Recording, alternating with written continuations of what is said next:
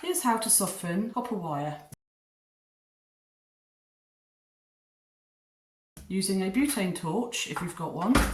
If you haven't, you can use the same technique over a gas stove in your kitchen. You'll need your copper wire, which the reason I'm softening it is because it's really quite hard and it's thick. A pair of long tonged pliers, and there are pliers you can get that grip automatically.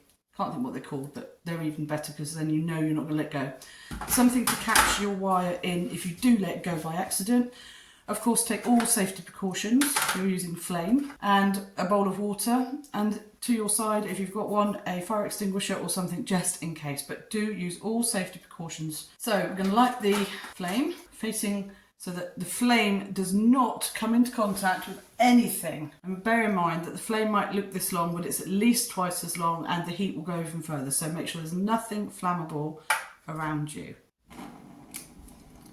And just turn up the fraction. Doesn't have to be super ferocious. So I'm going to pass my wire right at angles to the flame, keeping my hands well away. That's how I'm holding the wire. So the wire's being held at right angles, and then it's being held at right angles through the flame. And just go slowly, the wire will change colour.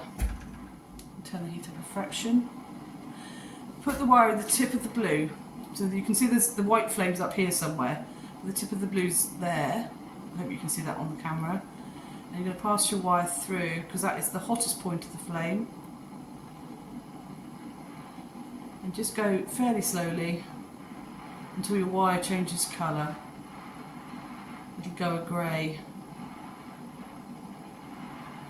dark grey colour. And this heat will be softening the metal, but it will make it very easy to bend and shape. And then when you hammer it, it'll harden it again. Now I've got to about halfway. I don't want to get too close to my pliers, so I'm going to drop the metal down on my tray, carefully pick it up on the hot end, so be careful, do not touch. Turn it over and go through from the other side. Just make sure that you've got something like this tray, something heat-proof, to catch your hot wire in the event that you drop it from the pliers.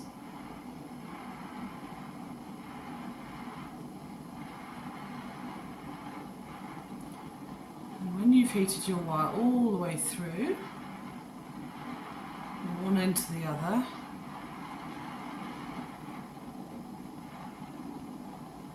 you can turn your burner off, put it to one side somewhere safe, and then I'm going to just bring this across. There we go. And my bowl's not big enough for this piece of wire, so I'm just going to drop one end in, and you'll hear it go hiss, and then I'll drop the other end in. Just make sure it's completely cool before I touch it with my fingers. And there you have your wire. And I'll just show you, just for demonstration purposes, how nice and easy this is to bend now. If it's still not that easy, you can reheat again. Just do the same technique. And actually that's still quite firm. Depends what I want to make with it. I think I will reheat it. I'm going to leave the water there, actually. It's not going to hurt. I'll just do the same process again. If your wire turns red, that's actually kind of a good thing. It means it's as hot as it can get before it starts melting. So when it starts going very red colour, as you can see hopefully, that should get it as soft as it possibly can go. Now the thinner the wire, the easier it is to melt your wire, which is why you've got to take your safety precautions, because this can actually melt and fall. I will show that to you at the end of this video, so you understand that you must be careful. Now, if I wanted to, which I could, get a second pair of pliers, so I can keep, rather than dropping it, I can take a second pair of pliers and move that down, turn that over, whichever way it works. This is the way you've got to be careful about not dropping your wire. And then start from the other end. And there you have it. I'm just going to pull that off. Much hotter this time. Tell by the sizzle. There we go. So that's ready for me to use in a minute. So I'm going to show you the difference between heating thin wire. Really, this wire is too thin to heat, and I'll show you what happens. This wire you can still heat, but when you overheat it, I'll also show you what happens. So I've got my very thin piece of wire. You watch what happens when you overheat thin wire. Hope this shows up. There you go, it's almost on fire and it melts and it falls. So be aware of that. Now the medium thickness wire, when you overheat it,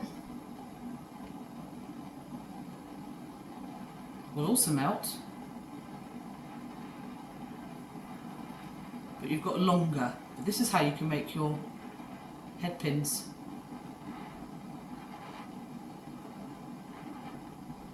If you're going to experiment with this, make sure you've taken all safety precautions. So just to show you what happens, copper melts, even with a butane torch, okay? So just be careful.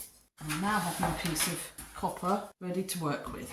As you can see, it's been flame burnt. It's got coloration on it. Can't think what it's called off the top of my head, but it's scorched. It's not a pretty colour. You can clean this up by using a pickle, which is a combination of vinegar and water, and some people put salt in it. You can do lemon juice and salt and warm water, or you can use a piece of very, very fine wire wool, which is what I normally use because it's ever so easy. I'll show you that in the next video.